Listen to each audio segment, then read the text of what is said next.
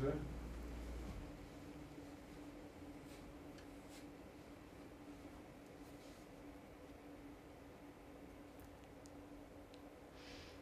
Olá, meu nome é Márcia Cristina, eu sou professora da disciplina Língua Brasileira de Sinais, né, do curso de Matemática EAD, e venho trabalhar com vocês uma aula sobre concepção socioantropológica da surdez e abordagem bilíngue na educação de surdos. O objetivo desse assunto é a gente conhecer um pouco mais sobre a história do atendimento, o panorama histórico do atendimento da pessoa surda e entender a perspectiva bilíngue de educação de surdos, que é uma proposta atual, né, de educação para as pessoas nessa condição. Em primeiro lugar,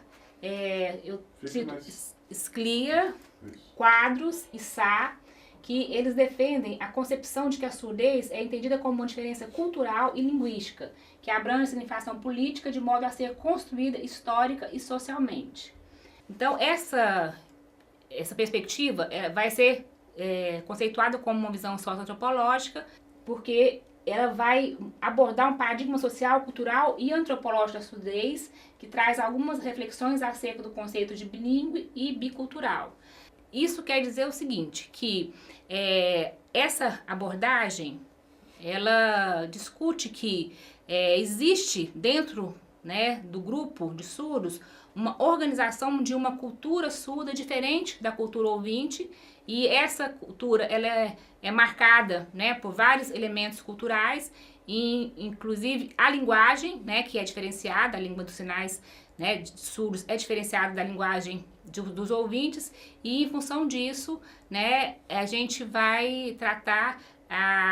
o atendimento, né, da surdez dentro do contexto escolar, a partir, vamos dizer assim, da oferta dessa língua, que seria a primeira língua a ser oferecida para o surdo, para que ele possa se constituir enquanto sujeito, para que ele possa desenvolver pensamento, linguagem, né, e todos os conceitos que são necessários para o seu desenvolvimento cognitivo, né, social e outros aspectos.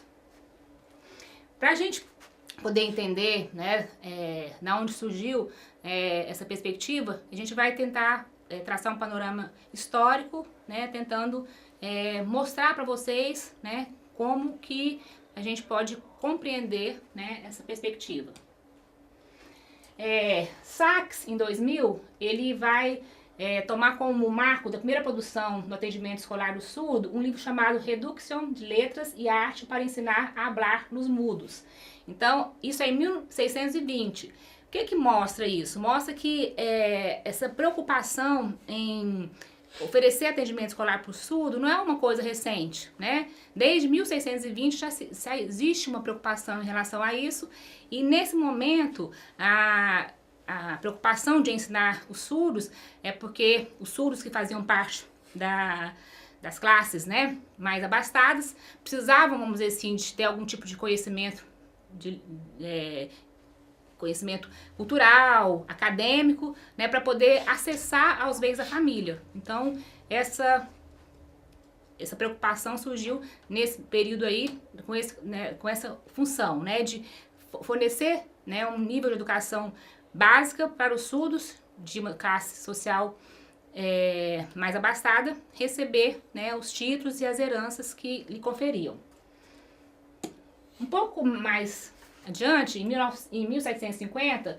começa-se a ampliar esse atendimento educacional das pessoas com surdez, né? E então, nesse período aqui, a gente já vê um processo, vamos dizer assim, de tentativa de escolarização, de oferecer mesmo, né, espaços escolares para o atendimento desses alunos, né, dessas pessoas surdas. Nós temos, nesse mesmo período, de 1750, o nascimento de duas grandes abordagens do atendimento do surdo, tá? Que uma foi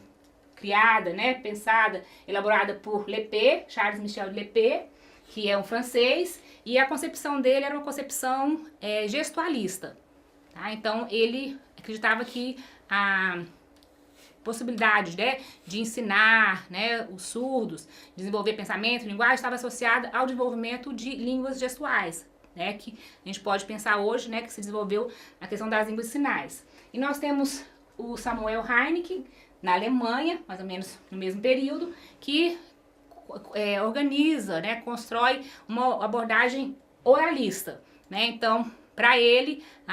dentro da perspectiva, conhecimento dele, ele defendia que a educação de surdo deveria forçar, trabalhar o processo de oralização, né, desenvolvimento da fala, né, da oralidade das pessoas surdas. Bom, essas duas grandes concepções, a gestualista e a oralista, elas se mantiveram, vamos dizer assim, funcionando, né, em determinados lugares, né, a gestualista muito forte na França, a oralista muito forte na Alemanha, mas elas viviam de uma forma harmônica, vamos dizer assim, né, coexistiam, né, abordagens diferentes, e isso era alguma coisa, vamos dizer assim, que era respeitada, considerada, e poderia, vamos dizer assim, haver escolhas, vamos dizer assim, de quem fosse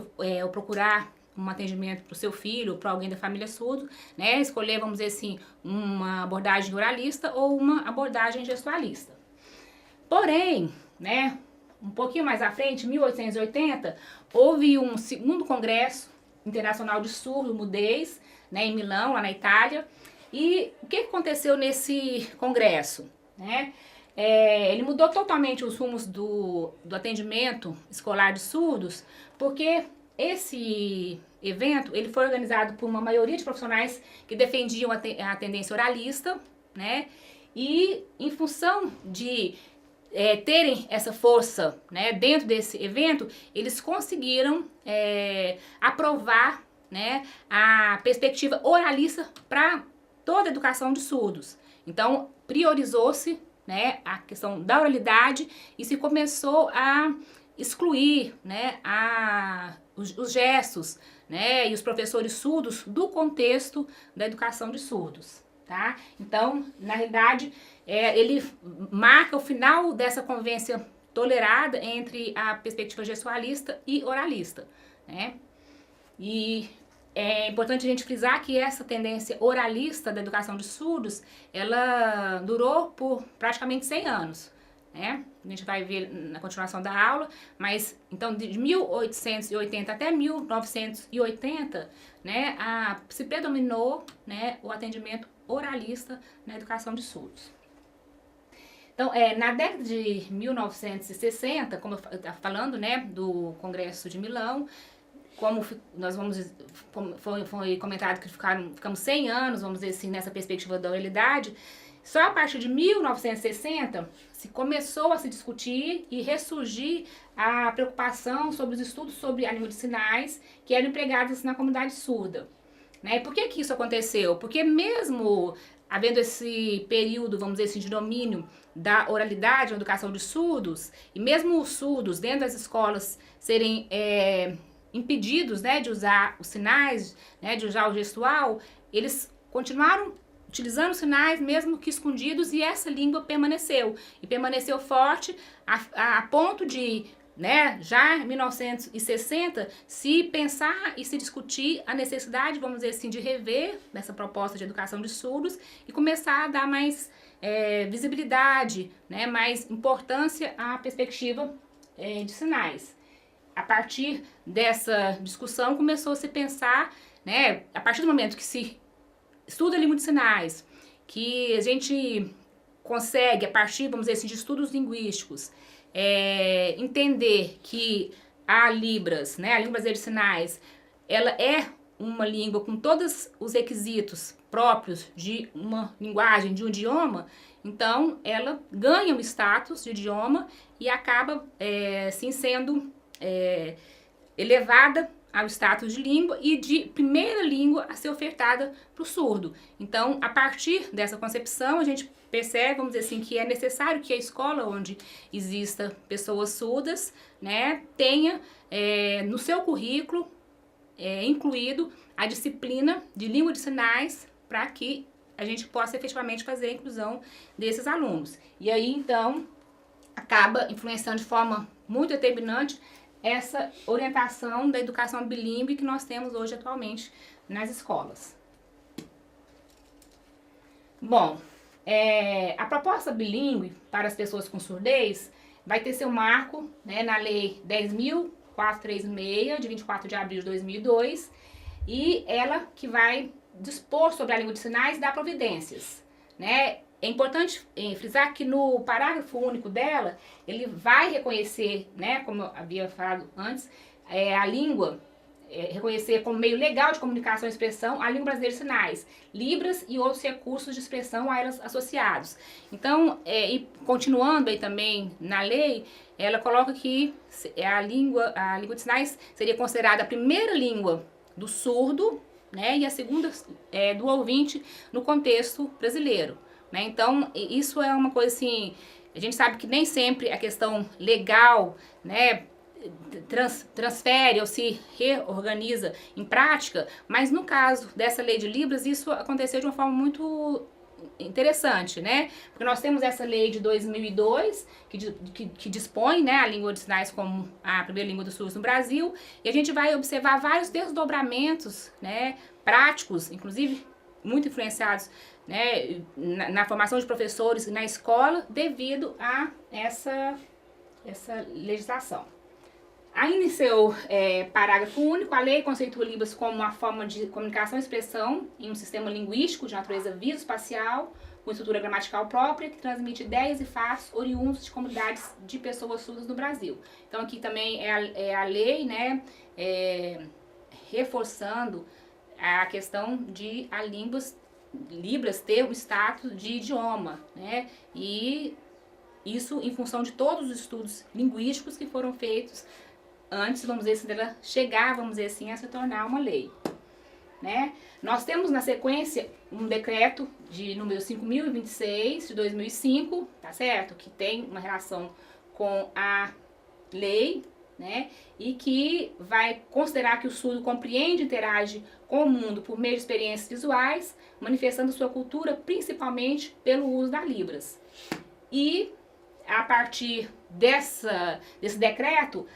que a gente vai ter a orientação em relação à inserção de Libras na formação de professores, né? Então, por exemplo, eu estou aqui como professora de Libras, né, no contexto de curso de matemática, formação de professores, porque, né, há mais ou menos uns 10, 11 anos isso se tornou uma lei, então faz parte do currículo. A pessoa não pode, né, terminar um curso de formação de professores sem uma disciplina mínima de 60 horas, né, de Libras. Então, isso já é um desdobramento em relação, vamos dizer assim, à necessidade que nós, todos os professores, precisamos, né, de acessar, conhecer a Libras para poder lidar com a comunidade surda. Tá? E além dessas disciplinas que foram incluídas nos cursos, né, principalmente de licenciatura, fonoaudiologia, de outros cursos que tem, né, um trabalho direto com a comunidade surda, a gente também tem, né, nesse período, um incentivo muito grande à construção, à organização de cursos de Libras português, né, letras Libras, que normalmente é Libras e português, para a formação de professores específicos para essa área. Né? Então a gente também tem esse direcionamento, vamos dizer assim, de formação de professores, tanto ouvintes, mas também prioritariamente surdos, né, para se trabalhar com o aluno, né, no contexto escolar. Então, seja na educação infantil, seja no ensino fundamental, né, ensino médio, ou mesmo dentro das universidades, a gente está percebendo agora, depois de alguns anos, né, mais ou menos uns 10, 11 anos, que a gente percebe, vamos dizer assim, que essa lei, ela realmente se desdobrou em prática e a gente já tem muitos cursos de letras Libras, nós já temos vários professores surdos e ouvintes formados e adentrando, né, nesse espaço importante, vamos dizer, de trabalho, que é trabalhar, né, com Libras no contexto escolar, seja na educação básica, seja no ensino superior. Bom, e terminando a minha aula, eu apresento também um último documento, né, que é a Educação Especial na Perspectiva da Inclusão Escolar, que é uma